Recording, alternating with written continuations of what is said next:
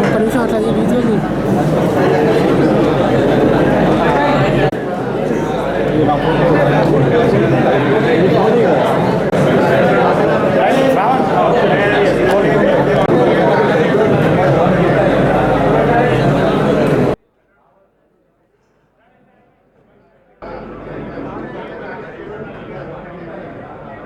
పాత్రికేయ మిత్రులందరూ కూడా నమస్కారం.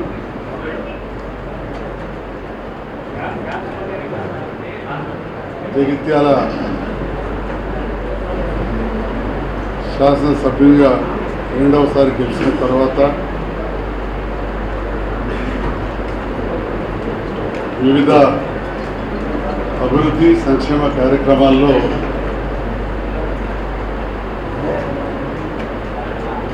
పాల్గొంటున్న సందర్భంలో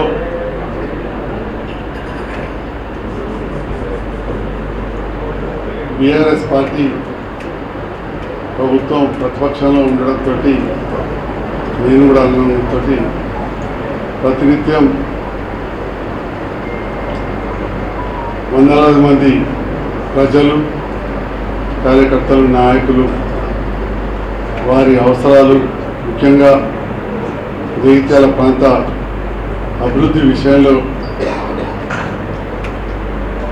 ఎన్నోసార్లు అడగడం జరిగింది. మరి ఆ సందర్భంలో జగిత్యాల ప్రాంత అభివృద్ధి సమర్థవంతంగా చేయాలంటే గౌరవ ముఖ్యమంత్రి రేవంత్ రెడ్డి గారితో కలిసి పనిచేస్తేనే సాధ్యమవుతుందని అనిపించింది. ప్రజాస్వామ్యంలో అందరూ తెలుసు, ఇంత అధికార పార్టీకి అవకాశాలు ఎక్కువ ఉంటాయి. రెండవది, రేవంత్ రెడ్డి గారు కూడా అన్నమాట ప్రకారం రైతు రుణమాఫీ, ముఖ్యమంత్రి గారు రైతు రుణమాఫీ 31,000 కోట్లు తప్పకుండా చేస్తామని చెప్పి ఇప్పటికే వారు పూర్తి స్థాయిలో కసరత్తు ప్రారంభించారు.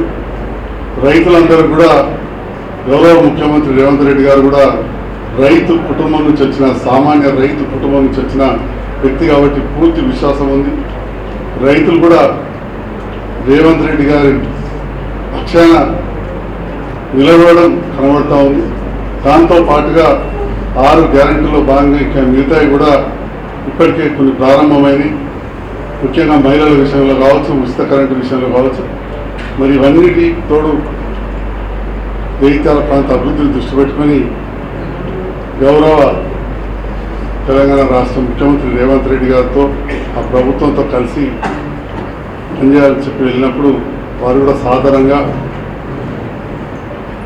చిన్న కండవతోటి నన్ను ఆహ్వానించారు.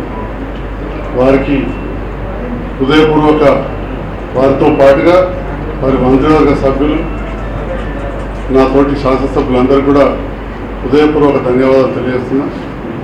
మరి అదేవిధంగా ఏ మాట మీదనైతే నాతోటి పూర్తి సహకరిస్తామని చెప్పారో అన్నమాట ప్రకారం జగిత్యాల పట్టణంలో డబుల్ బెడ్రూమ్ ఇళ్ళు ఎక్కడా లేని విధంగా కట్టడం జరిగింది. దానికి మొదటిసారి గెలిచిన శాసనసభ్యునిగా కాంట్రాక్టర్ కావచ్చు, కొంతమంది సహకారంతో చాలా ఇంత కష్ట నష్టాలకు వచ్చి కూడా దాన్ని పూర్తి చేసినాం. దాదాపు 4,500 ఇండ్లు అంటే 20,000 మంది కడుపేదస్తులు. వారికి మౌలిక వసతుల కోసం నిధులు అవసరం ఉంది, చేయలేకపోయినాం. పాతవి కూడా కొన్ని బకాయిలు ఉండే, అయితే అవన్నీ కూడా చేస్తామని చెప్పి మాట ఇవ్వడమే కాకుండా జీవో కూడా 32,16,00,000 రూపాయలు నిన్న తారీఖున జీవో ఇవ్వడం జరిగింది. అంటే 4,500 ఇళ్ళు అంటే దాదాపు 20,000 మంది కడుపేదస్తులు ఉంటారు. మరి నాది పూర్తి స్థాయిలో రాజకీయ కుటుంబం, రక్తంలో రాజకీయం ఉంది.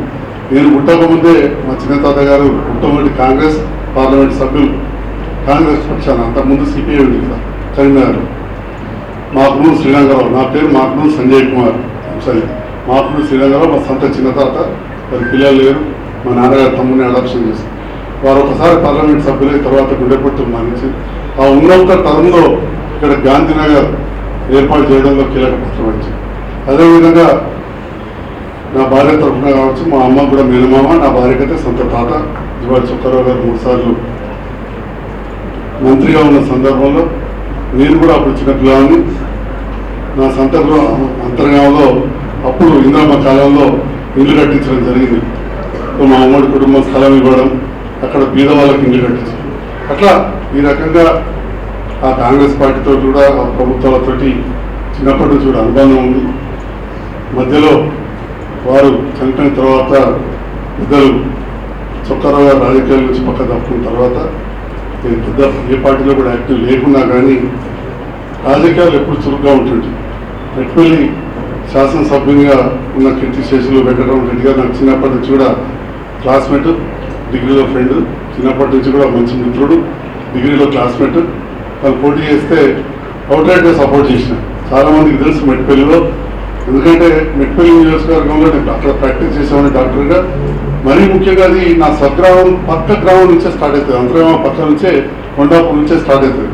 కాబట్టి మా స్వగ్రామం నుంచి ఉన్న రైతులు కావచ్చు, వివిధ వర్గాల అందరూ తీసుకొని ఈ ప్రాంతం అంతా కూడా పర్యటించడం. మెట్పల్లిలో కూడా అంతకుముందు చుక్కారావు గారు మనోహర్గా పేరుండడంతో ఎంతోమంది రాజకీయ నాయకులతో సంబంధం ఉంది. రాజకీయాలకు అతీతంగా కూడా బీజేపీ కూడా ఇంకా సభ్యత్వ వేయడానికి సపోర్ట్ చేశారు. తర్వాత మిత్రులు ఎల్లన్న అప్పుడు తెలుగుదేశం పార్టీ అధికారంలో ఉండేది. అంటే అధికార పార్టీని అధికారానికి పోలేదు, ప్రతిపక్షంలో ఉండే బీజేపీకి కూడా మా మిత్రులు సపోర్ట్ చేశారు. అట్లనే కాంగ్రెస్ పార్టీ అధికారంలోకి వచ్చింది. మిత్రులు రామన్న గారితో ఫ్రెండ్షిప్ ఉంటుంది. అధికార పార్టీ మరి అప్పుడు కాంగ్రెస్ పార్టీ అధికార పార్టీ అని చెప్పే పోకుండా మిత్రులతో ఉన్నాం. వారు కూడా గెలిచిండ్రు, వారు కూడా ఇక్కడ కొన్ని సేవలు అందించారు.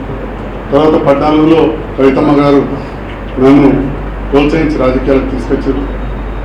నేను వచ్చిన సందర్భంలో అసలు కౌన్సిలర్ లేరు, అభ్యర్థులు ఇక్కడ ఎంపీటీసీ లేరు.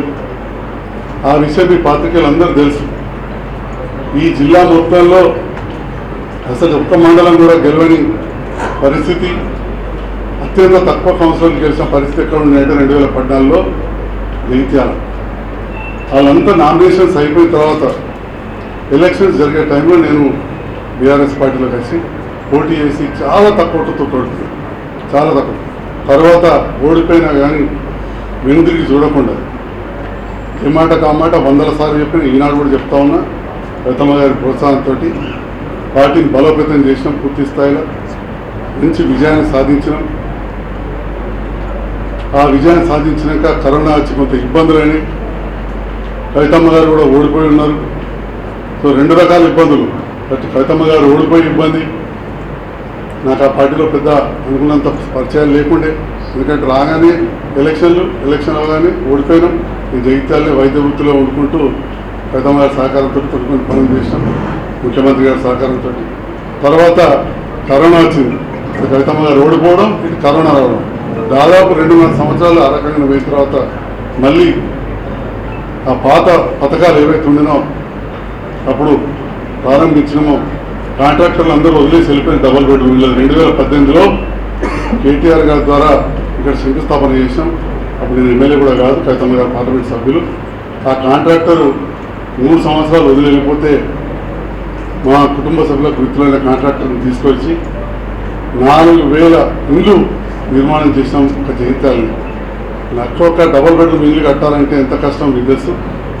ఎన్నో నియోజకవర్గాల్లో 200-300 కూడా కట్టలేకపోయిన పరిస్థితులు ఉన్నాయి. ఇక్కడ అదేవిధంగా నిరంతరం ప్రజల మధ్య నుండి పల్లె నిద్ర అంటూ చేసుకుంటూ ప్రజల మధ్య నిరంతరం అందుబాటులో ఉండడంతో చుట్టుపక్కల నియోజకవర్గాల్లో కొంత ప్రతికూల పరిస్థితులు ఏర్పడి బీఆర్ఎస్ పార్టీ శాసనసభ్యులు ఓడిపోయినా ఇక్కడ నన్ను గెలిపించింది. నా వంతుగా కూడా నిరంతరం ప్రజల మధ్య ఉన్నా. మన అంత విశ్వాసంతో నేను గెలిస్తే ఈ ప్రాంతం అభివృద్ధి అవుతుందని చెప్పి ఏదైతే ప్రజలు గెలిపించిందో, మరి ప్రజాస్వామ్యంలో ప్రతిపక్ష పార్టీలకు పనిచేసే దాంట్లో మరి ఒక పాత్ర ఉండదు. ప్రతిరోజు విమర్శించడం, మరి కొంత పని చేయాలి, ఈ ప్రాంతం అభివృద్ధి చేయాలి అని చెప్పి ఆలోచన చేసి గౌరవ ముఖ్యమంత్రి గారిని కలవడం, కొందరు మంత్రులు కలవడం, వారు కలిసి పనిచేద్దామని చెప్పడంతో నేను గౌరవ ముఖ్యమంత్రి గారితో కలిసి పనిచేయడం జరుగుతోంది. ఇదే విషయాన్ని మీ మీడియా ద్వారా మరొకసారి తెలియజేయాలని చెప్పి ఈరోజు ఈ పత్రికా సమావేశాన్ని పెట్టాం. నిన్న గౌరవ party working president, BRS party working president గౌరవనీయులు మాజీ మంత్రివర్యులు కేటీ రామారావు గారు, అదేవిధంగా మా సోదర సమానుడు కొరుట్ల శాసనసభ్యులు ఇంకా కొందరు రకరకాలుగా మాట్లాడింది. మరి ఇతర పార్టీ వాళ్ళు గెలిచిన తర్వాత బీఆర్ఎస్ టీఆర్ఎస్ ప్రభుత్వంతో కలిసి పనిచేసిన ఆనవాయితీలు లేవా? ఆనాడు శ్రీనివాస్ యాదవ్ గారు కావచ్చు, చెప్పుకుంటూ పోతే చాలామంది ఉన్నారు. మల్లారెడ్డి గారు తెలుగుదేశం నుంచి పార్లమెంట్ సభ్యులు కలిసి బీఆర్ఎస్ ప్రభుత్వంతో కలిసి పనిచేశారు.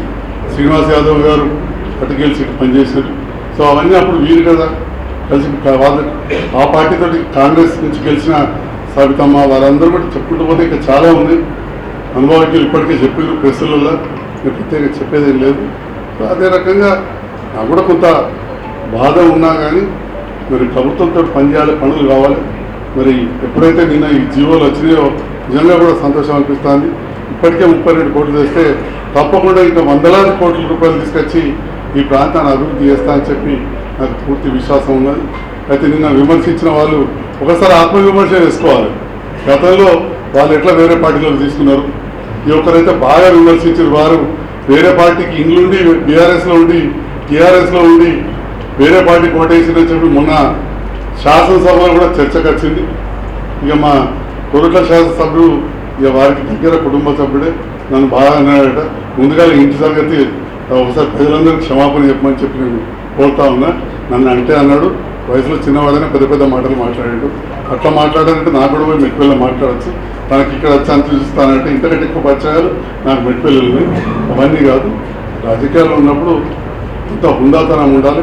ఏదైనా మాట్లాడినప్పుడు మరి మనం ఏం చేసామని చెప్పి కూడా ఆలోచించుకోవాలని చెప్పి నేను నిన్న ఇక్కడ మా వేదిక పైన కేటీఆర్ గారి మీటింగ్ జగిత్యాలను ఏర్పాటు చేసి ముఖ్యంగా నన్ను విమర్శించి నేను రేవంత్ రెడ్డి గారి ప్రభుత్వంతో కలిసి పనిచేస్తా అని చెప్పి ఇట్లా వార్త వచ్చిందో లేదో రకరకాలుగా నన్ను నిందించిన వాళ్ళు ఫస్ట్ ఆత్మవిమర్శ చేసుకోవాలని చెప్పి మరోసారి తెలియజేస్తూ జగిత్యాల నియోజకవర్గ అభివృద్ధే నా లక్ష్యం, అంతే తప్ప వేరే కాదు. దానికోసమే పనిచేయడం జరుగుతుందని చెప్పి నేను జగిత్యాల ప్రజలకు తెలియజేస్తున్నా. వేరేది కొందరు ఆర్థిక విషయంలో మాట్లాడినప్పుడు అక్కడ ఇక్కడ గ్రూపులలో నేను మరి మాట్లాడిందో లేదు తెలియదు. ఆర్థికంగా చూసుకుంటే నాకున్న పరిస్థితి ఒక 50 కుటుంబాలు సాధగలుగుతాను ఖాళీ హాస్పిటల్లో కూర్చుంటే ఎన్నికై. కాబట్టి ఒక నా కుటుంబాన్ని నేను చదువుకోవడానికి ఎవరికో లాలించుకోవాల్సిన అవసరం లేదని చెప్పి కూడా ఇక్కడున్న మీడియా మిత్రులకు, చాలామంది మీ మీడియా మిత్రులంతా జగిత్యాల కరీంనగర్ ప్రాంత వాస్తవ్యుల కాబట్టి మీకు కూడా అన్ని విషయాలు తెలుసు. కాబట్టి ఈ సందర్భంలో తెలియజేస్తూ నా కుటుంబాన్ని సాదుకోవడానికి ఇంకో ప్రభుత్వం ఎటు పోవాల్సిన అవసరం లేదు. నేనే ఒక 50 కుటుంబాలు, మా ఉన్న ఒక అమ్మాయి, మా అల్లుడి కుటుంబం ఇంకో 50 కుటుంబాలను సాదే అంత కెపాసిటీ ఉంది సామాన్యంగా. ఎప్పుడు కూడా నేను చాలా లో ప్రొఫైల్ మెయింటైన్ చేస్తా, సామాన్య జీవితమే గడుపుతా. పెద్ద ఏదో బెంచ్ కార్లో తిరగాలనో ఎన్నో తిరగాలని కూడా లేదు. కాబట్టి నాకున్న దానికి కంఫర్టబుల్ ఉన్నాం. ఇప్పుడు ప్రత్యేకంగా నేను రేవంత్ రెడ్డి గారిని కలవడం, పొంగులేటి శ్రీనివాస్ రెడ్డి గారు కావచ్చు, మాజీ మంత్రివర్యులు చాలా సీనియర్ నాయకులు, మాజీ ఆరోగ్య శాఖ ఇరిగేషన్ మంత్రి సురేషన్ రెడ్డి గారు, ప్రభుత్వ సలహాదారు వేణు నరేందర్ రెడ్డి గారు, వీళ్ళందరితో కూడా చర్చించి కలవడం జరిగింది. నిన్న చాలామంది మంత్రులు కూడా కలిసాం. ప్రభాకర్ గారిని, శ్రీధర్బాబు గారిని, షబీర్ అలీ గారిని, ఉప ముఖ్యమంత్రి గారిని, ఇంకా కూడా మిగతా మంత్రులను కూడా తప్పకుండా కలుస్తాం. కొండ సురేఖ గారిని కూడా కలిసి అందరు సహకారం కూడా చాలామందిని అందరినీ కలిసి రేపు తప్పకుండా ఈ ప్రాంత అభివృద్ధి ధ్యేయంగా మేము పనిచేస్తా అని చెప్పి కూడా తెలియజేస్తున్నాం. జీవన్ రెడ్డి గారు నాకు చిన్నప్పటి నుంచి కూడా తెలుసు. వారు కూడా తెలుగుదేశం నుంచి కాంగ్రెస్ పార్టీలోకి వచ్చారు. వచ్చినప్పుడు వారికంటే చాలా సీనియర్ నాయకులు నా దగ్గర బంధువు. వారికి కూడా నేను ఓటేసినా అని చెప్పి ఇదివరకు ఒకనాడు ఒక మీటింగ్లో చెప్పిన, మీ కెమెరాలలో బంధించబడి ఉంటుంది లోకల్ ఛానల్ ఖచ్చితంగా ఇదివరకే చెప్పిన నేను. సో వారికి నాకు వ్యక్తిగతం లేదు, కొంత ఈసీసీ సమాచారాన్ని ఇవ్వడంలో లోపం జరిగిందని చెప్పి పెద్దలు చెప్పినారు. దాన్ని వారు పెద్ద మనసుతో అర్థం చేసుకుంటారని భావిస్తున్నా. ఖచ్చితంగా కలిసి పనిచేస్తాం, పెద్ద విషయం లేదు. ఆ కాంగ్రెస్ పార్టీలో ఉన్న ఈ స్థానిక నాయకులు అందరూ కూడా నాకు బాగా తెలిసిన వాళ్ళు. వాళ్ళు ఒక్కరిద్దరు ఏదో మాట్లాడినట్టు ఏదో కేసులు కానీ నేను ఎవ్వరి మీద కూడా కక్ష సాధింపు చర్యలు అనేది ఏనాడో తీసుకోలేదు, తీసుకోను కూడా. థ్యాంక్ యూ అనండి.